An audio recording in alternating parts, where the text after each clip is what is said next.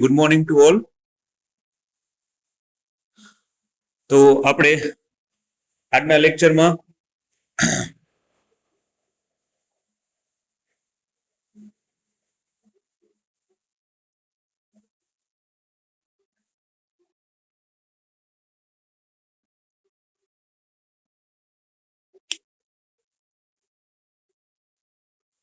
Study કરશું level instrument.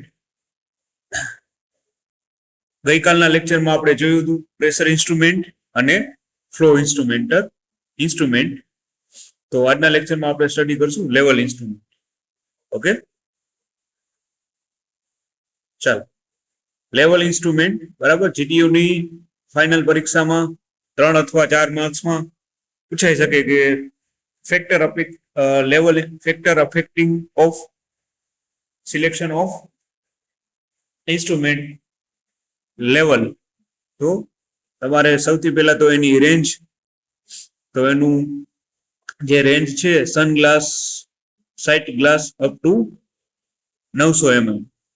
આની જે રેન્જ છે એ 900 mm જેટલી લેવલનું હોવું જોઈએ. પછી બીજું જોઈએ તો કન્ટિન્યુઅસ ઓર પોઈન્ટ સેન્સિંગ માટે જોઈએ તો લેવલ સેન્સર એ કન્ટિન્યુઅસલી અથવા તો પોઈન્ટ સેન્સિંગ દ્વારા ઓપરેટ થાય છે. જે ઘણા બધા લેવલ સેન્સર આવતા હોય એ કન્ટિન્યુઅસલી અથવા તો પોઈન્ટ સેન્સિંગ દ્વારા ઓપરેટ કરવામાં આવે છે, એટલે કે થાય છે.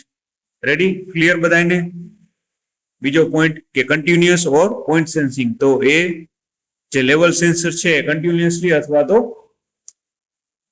પોઈન્ટ સેન્સિંગ દ્વારા ઓપરેટ કરવામાં આવે છે. હવે પોઈન્ટ લિક્વિડ લેવલ સેન્સર છે ઘણી વખત અલાર્મ ટ્રિગર કરે છે, બરાબર, અથવા તો કોઈ સ્પેસિફિક લિમિટના આધારે સિસ્ટમ બંધ કરે છે. પોઈન્ટ લિક્વિડ લેવલ સેન્સર્સનું કાર્ય શું થાય કે ઘણી વખત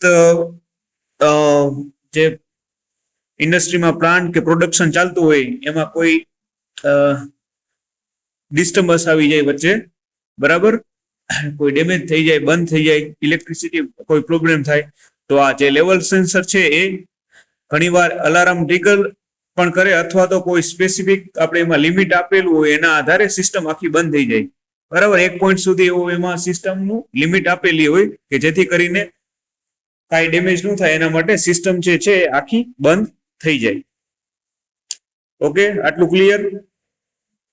કન્ટિન્યુઅસ ઓર પોઈન્ટ સેન્સિંગ માટે.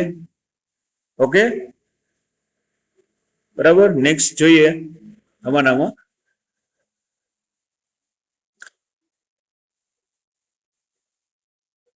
હવે આજે કન્ટિન્યુઅસ પ્રોસેસ એ જે એમાં લિક્વિડ હોય એના લેવલનું કોન્સ્ટન્સ મેઝરિંગ અને ઇન્ડિકેશન પ્રોવાઈડ કરે છે. હવે જે કન્ટિન્યુઅસ પ્રોસેસ હોય, જે પ્લાન્ટ અથવા તો ઇન્ડસ્ટ્રીમાં કે બરાબર જે પ્રોડક્શન થતું હોય એનું જો લિક્વિડના લેવલનું એ કોન્સ્ટન્સ મેઝરિંગ અને ઇન્ડિકેશન કરતું, એટલે કે ઇન્ડિકેશન પ્રોવાઈડ આપણને કરે છે કે કેટલું લેવલ ઉપર છે, નીચે છે, આપણે જેટલું સેટ કરેલું છે એટલું, બરાબર. તો એ આપણને કન્ટિન્યુઅસ લેવલનું કોન્સ્ટન્સ એનું મેઝરિંગ અને ઇન્ડિકેશન પ્રોવાઈડ કરે છે. હવે ત્રીજું જોઈએ તો ડાયરેક્ટ ઓર ઇનડાયરેક્ટ.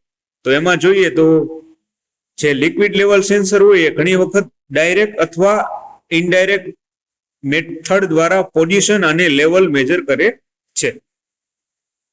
જે લિક્વિડ ભરેલું હોય આપણે હોય એનું લેવલ છે સેન્સર કરવા માટે ડાયરેક્ટ અથવા તો ઇનડાયરેક્ટ મેથડ દ્વારા પોઝિશન અને લેવલ મેજર કરે છે. હવે ડાયરેક્ટ મેજરમેન્ટમાં શું થાય, તો ડાયરેક્ટ મેજરમેન્ટ છે મેજરમેન્ટમાં જે મેથડ ડાયરેક્ટલી પોઝિશન અને લેવલ સેન્સ કરતા હોય એનો સમાવેશ થાય, બરાબર.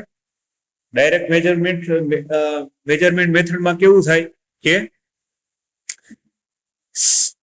કે જે મેથડ ડાયરેક્ટલી પોઝિશન અને લેવલ સેન્સર કરતી હોય એમાં એનો સમાવેશ થતો હોય, બરાબર. આપણે ડિટેલમાં એમાં સમજવા જરૂર નથી. આપણે જ્યારે જીટીયુની ફાઇનલ એક્ઝામ પરીક્ષામાં પૂછાય તો આ રીતે લખી નાખવાનું કે ડાયરેક્ટ મેજરમેન્ટમાં જે મેથડ ડાયરેક્ટલી પોઝિશન અને લેવલ સેન્સ કરતી હોય એમાં એનો સમાવેશ થાય. પછી ઇનડાયરેક્ટ મેજરમેન્ટમાં શું થાય, તો પ્રેશર હેડ એમાં સેન્સર થાય છે, પછી લેવલ અથવા તો હાઇટમાં ટ્રાન્સમિટ એને કરવામાં આવે છે. ઇનડાયરેક્ટ મેજરમેન્ટમાં જે પ્રેશર હેડ હોય એનું થાય, બરાબર, ટ્રાન્સમિટ એમાં કરવામાં આવે છે. તો આટલું ક્લિયર થઈ ગયું. ડાયરેક્ટ અને ઇનડાયરેક્ટમાં શું કરવામાં આવે. ડાયરેક્ટ મેથડ છે એમાં ડાયરેક્ટલી પોઝિશન અને લેવલ સેન્સ કરે છે, જ્યારે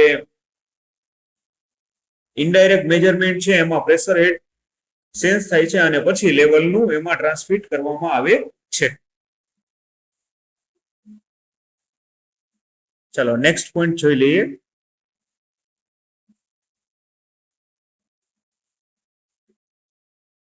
કોન્ટેક્ટ ઓર નોન કોન્ટેક્ટ. તો આમાં જોઈએ તો લિક્વિડ લેવલ સેન્સર જે હોય એ આમાં કોન્ટેક્ટ અથવા નોન કોન્ટેક્ટ ટાઈપના હોય છે. ક્લિયર. પછી કોન્ટેક્ટ ટાઈપમાં શું હોય, તો કોન્ટેક્ટ ટાઈપમાં લિક્વિડ અને ડિવાઇસ વચ્ચે ફિઝિકલ કોન્ટેક્ટ હોય, બરાબર. કોન્ટેક્ટ ટાઈપનું જે આમાં હોય એમાં લિક્વિડ અને ડિવાઇસ હોય એના વચ્ચે ફિઝિકલ કોન્ટેક્ટ હોય, કઈક એમાં કનેક્શન આપેલું હોય. જ્યારે નોન કોન્ટેક્ટ ટાઈપમાં લિક્વિડ અને ડિવાઇસ વચ્ચે ફિઝિકલ કોન્ટેક્ટ હોતું નથી, એ ઓટોમેશન દ્વારા સોફ્ટવેર દ્વારા જોડાણ કરેલું હોય છે. ક્લિયર. કોન્ટેક્ટ ઓર નોન કોન્ટેક્ટ. પછી આવશે ઇન્ટરનલ ઓર એક્સટર્નલ. ઇન્ટરનલ અને એક્સટર્નલ એના ઉપરથી ખ્યાલ પડી જાય કે ઇન્ટરનલમાં શું થાય, તો લિક્વિડ લેવલ સેન્સરને ઇન્ટરનલ અથવા તો એક્સટર્નલ માઉન્ટ કરવામાં આવે છે. તો લેવલ સેન્સરને આપણે ટેન્ક અથવા વેસલની અંદરની બાજુમાં માઉન્ટ કરવામાં આવે તો એને ઇન્ટરનલ, જ્યારે બહારની બાજુમાં માઉન્ટ કરવામાં આવે તો એને એક્સટર્નલ માઉન્ટ કહેવામાં આવે છે, બરાબર. ઇન્ટરનલ એટલે અંદરની બાજુમાં માઉન્ટ અને એક્સટર્નલ એટલે બહારની બાજુમાં. જે ટેન્ક અથવા વેસલની લેવલ સેન્સર જે છે એ ટેન્ક અંદર અથવા તો વેસલની અંદર અથવા બારે અંદર હોય તો એને ઇન્ટરનલ, અને બારે માઉન્ટ કરવામાં આવે, ગોઠવવામાં આવે તો એને એક્સટર્નલ માઉન્ટિંગ કહેવામાં આવે છે. હવે એમાં મટીરિયલ કયું યુઝ થાય જોઈએ તો નાયલોન છે એ ઓઇલ અને ફ્યુલ્સ માટે યુઝ થાય. પછી પોલી પ્રોપેલેન એ ગરમ પાણી માટે એટલે કે હોટ વોટર માટે. પછી પોલી ફિનાઇલ સલ્ફાઇડ એના માટે એગ્રેસિવ એસિડ. પછી સ્ટેનલેસ સ્ટીલ માટે હાઈ ટેમ્પરેચર ફ્લુઇડ એનો ઉપયોગ થાય, બરાબર. મટીરિયલ જોઈ લ્યો. નાયલોન માટે ઓઇલ અને ફ્યુલ માટે. પછી પોલીપ્રોફિલેન માટે વોટર ગરમ પાણી, અને પોલીફિનાઇલ માટે સલ્ફાઇડ અને એગ્રેસિવ એસિડ જે હોય એ આમાં મટીરિયલ યુઝ થાય. પછી સ્ટેનલેસ સ્ટીલ માટે હાઈ ટેમ્પરેચર અને ફ્લુઇડ. ક્લિયર બધાને? ડન.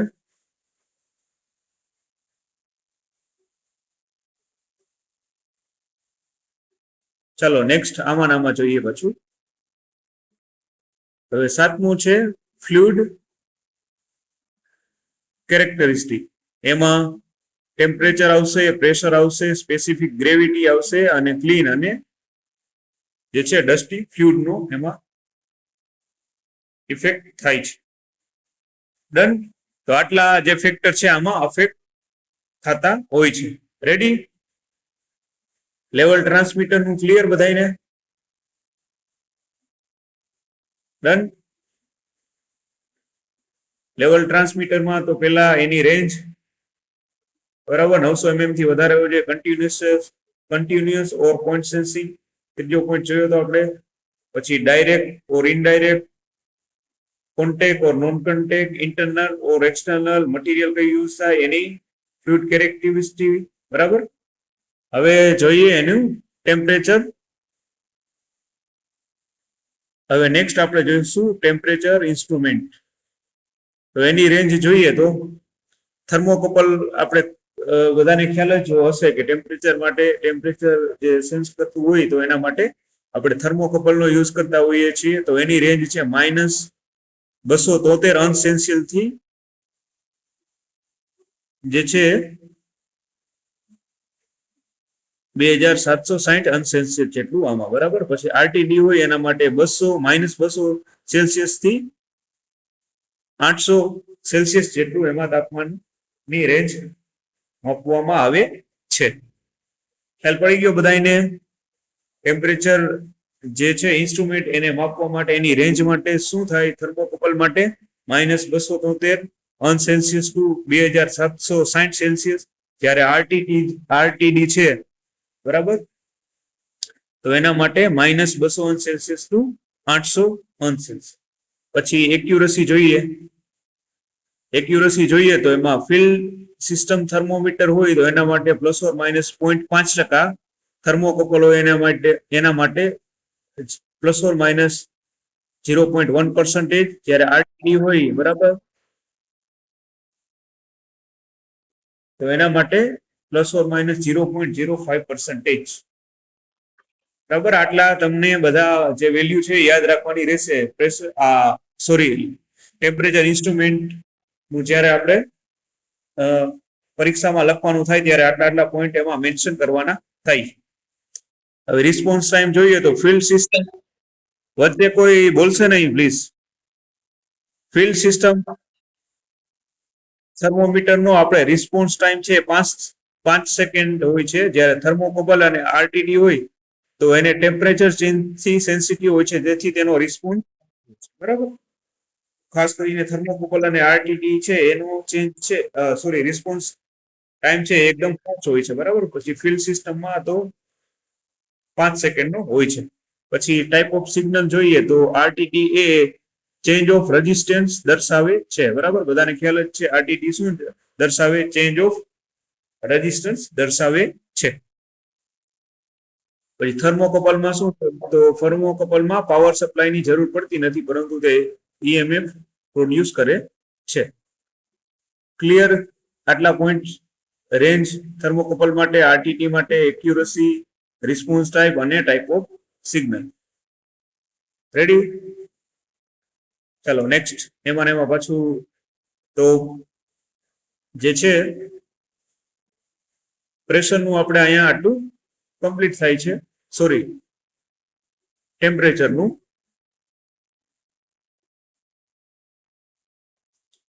ઓકે, ટેમ્પરેચર માટે આપણે આટલા પોઈન્ટ એમાં લખવાના રહેશે. ચલો હવે જોશું કંટ્રોલ વાલ્વ. કંટ્રોલ વાલ્વ માટે જોઈએ તો એના માટે કયા ફેક્ટર આપણે જોવાના થાય, અફેક્ટ કરતા હોઈએ તો પ્રેશર ડ્રોપ રિક્વાયરમેન્ટ.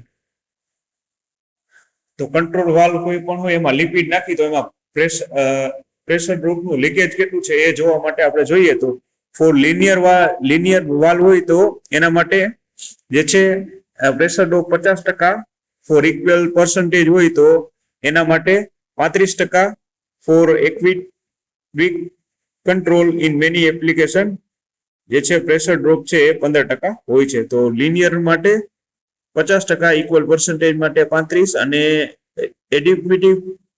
એડિક્વિટ કંટ્રોલ હોય એના માટે 15%. પછી કેપેસિટી રિક્વાયરમેન્ટ જોઈએ તો એનો ડિઝાઇન રેટ છે, તો મેક્સિમમ રેટ કેટલો હોય 150% selection for control valve sizing, જ્યારે મિનિમમ રેટ છે 3 થી 4% નોર્મલ કેપેસિટી નો યુઝ કરતા હોય ત્યારે બરાબર.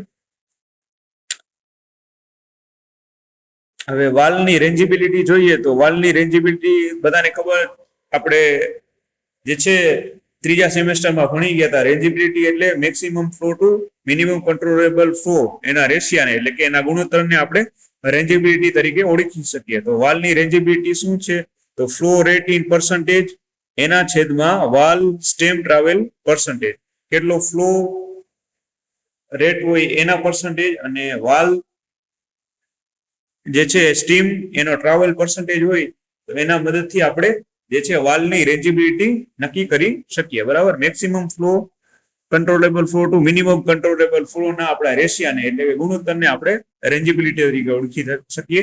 તો આમાં જે વાલ્વ રેન્જિબિલિટી કઈ રીતે ડિસાઇડ થાય, તો જે ફ્લો રેટ હોય બરાબર અને એના છેદમાં વાલ્વ સ્ટીમનો જે ટ્રાવેલ હોય એને આપણે ગુણોત્તરને લઈએ તો આપણને વાલ્વની રેન્જિબિલિટી મળી જાય બરાબર.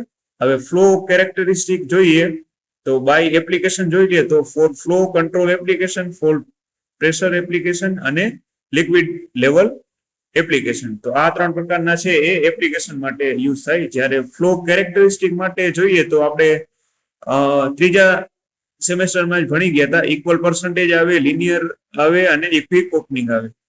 ડન. ફ્લો કેરેક્ટરિસ્ટિક બધાને યાદ જ છે, બરાબર, સેમ ટુ સેમ છે કંટ્રોલ વાલ્વ માટે. ઇક્વલ પર્સન્ટેજ, ક્વિક ઓપનિંગ ને લિનિયર, બરાબર છે. હવે ચૂઝિંગ ધ બોડી ડિઝાઇન, તો એમાં ડબલ સીટેડ વાલ આવે અને સિંગલ સીટેડ વાલ આવે. રેડી? બોડી ડિઝાઇન માટે ડબલ સીટેડ વાલ આવે અને સિંગલ સીટેડ વાલ આવે. આપણે જે ગ્લોબ વાલ ને સ્ટડી કર્યું હતું ત્રીજા સેમેસ્ટરમાં, એ જ પ્રકારનું આમાં કરવામાં આવે છે ડિઝાઇન માટે, બરાબર. સિંગલ સીટેડ ઓર ડબલ સીટેડ. જોઈ લ્યો, બરાબર. એક વ્યવસ્થિત કંટ્રોલ વાલ માટે કેટલા કેટલા પોઈન્ટ્સ છે આપણે ચેક કરવાના અથવા તો જોવાના હોય છે. રેડી? આ પણ કંટ્રોલ વાલ્વનું જે છે એ પ્રશ્ન ફાઇનલ પરીક્ષામાં 3 અથવા 4 માર્ક્સમાં પૂછાઈ શકે. કંટ્રોલ વાલ્વની જે છે ફેક્ટર અફેક્ટિંગ કરતા હોય એ સમજાવવું. રેડી? તો એમાં પ્રેશર ડ્રોપ રિક્વાયરમેન્ટ લખી નાખવાનું, એક capacity requirement, valve rangeability, flow characteristic, choosing the body design. ચાલો પાછું એમાં જોઈએ તો એમાં ત્રીજું બોલ વાલ આવશે, બરાબર. ડબલ સીટેડ વાલ, સિંગલ સીટેડ વાલ અને બોલ વાલ. તો આટલા જે છે એ આપણે કંટ્રોલ વાલ્વમાં પોઈન્ટ જોવાના હોય છે, બરાબર. આઈ હોપ બધાને ક્લિયર થઈ ગયા હશે. Factor affecting four selection of, બરાબર. તો જ્યારે ઇન્સ્ટ્રુમેન્ટ સિલેક્ટ કરી ત્યારે આટલા પોઈન્ટ આપણે એમાં અફેક્ટ થતા હોય. એક તો પ્રેશર, ફ્લો, લેવલ, ટેમ્પરેચર અને કંટ્રોલ વાલ્વ, બરાબર. તો આટલું જે છે એ મોસ્ટ આઈએમપી છે. જીટીયુ ની ફાઇનલ પરીક્ષામાં આમાંથી કોઈ પણ 3 અથવા 4 માર્ક્સમાં પૂછાઈ શકે કે સમજાવો પ્રેશર ઇન્સ્ટ્રુમેન્ટ, બરાબર, flow instrument, level instrument, temperature અથવા તો કંટ્રોલ વાલ્વ. તો તમારે ડિટેલમાં આપણે જેટલા પોઈન્ટ જોયા એ લખવાના રહેશે, બરાબર. એકદમ સિમ્પલ છે. તો બરાબર, તો જ્યારે તમે છે આ એક ફૂલ સ્કેપ બુકમાં અસાઇનમેન્ટ તરીકે આ બધા લખી અને ગ્રુપમાં એનો સ્ક્રીનશોટ મૂકી શકો, બરાબર, જ્યારે લખો ત્યારે, બરાબર, આવતીકાલે અથવા તો, બરાબર. તો આટલું લખવાનું રહેશે, બરાબર. ક્લિયર બધાને? જોઈ લો એક વખત વ્યવસ્થિત કંટ્રોલ વાલ્વ, જેમાં pressure drop, capacity requirement, valve rangeability, flow characteristic, choosing the body design, બરાબર. હવે આવતીકાલના લેક્ચરમાં આપણે સ્ટડી કરશું ટોપિક. નેક્સ્ટ લેક્ચર જ્યારે લેશું ત્યારે ઇન્સ્ટ્રુમેન્ટ રિલેટેડ ડોક્યુમેન્ટ. આ પણ પરીક્ષાના રિલેટેડ એકદમ મોસ્ટ આઈએમપી છે, બરાબર. તો આ બધા પોઈન્ટ્સ છે પરીક્ષામાં પૂછાતા હોય. Process flow sheet, mechanical flow sheet, instrument index sheet, loop wiring diagram, panel drawing અને સ્પેસિફિકેશન, પ્લોટ પ્લાન અને ઇન્સ્ટોલેશન ડિટેલ, બરાબર. મોસ્ટ આઈએમપી આ બધા ટોપિક છે ઘણી વખત પૂછાયેલા છે આપણે પરીક્ષામાં અને પૂછાઈ પણ શકે, આમાંથી આવશે, બરાબર. કે ઇન્સ્ટ્રુમેન્ટ રિલેટેડ ડોક્યુમેન્ટ, તો પ્રોસેસ ફ્લો શીટ સમજાવો, મિકેનિકલ ફ્લો શીટ સમજાવો 3 અથવા 4 માર્ક્સમાં, instrument loop wiring diagram draw કરો, એ બધું મોસ્ટ આઈએમપી છે. એટલે આ ખાસ, બરાબર, સ્ટડી કરવાનું રહેશે અને લખવાની પ્રેક્ટિસ કરવાની રહેશે.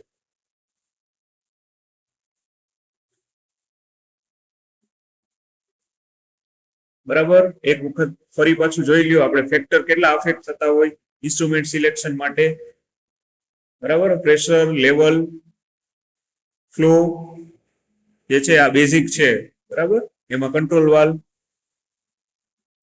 Ready, pressure instrument, flow instrument, level instrument, temperature instrument અને કંટ્રોલ વાલ્વ. ઓકે, તો આજના લેક્ચરમાં આટલું રાખીએ. નેક્સ્ટ લેક્ચરમાં વધુ સ્ટડી કરશું.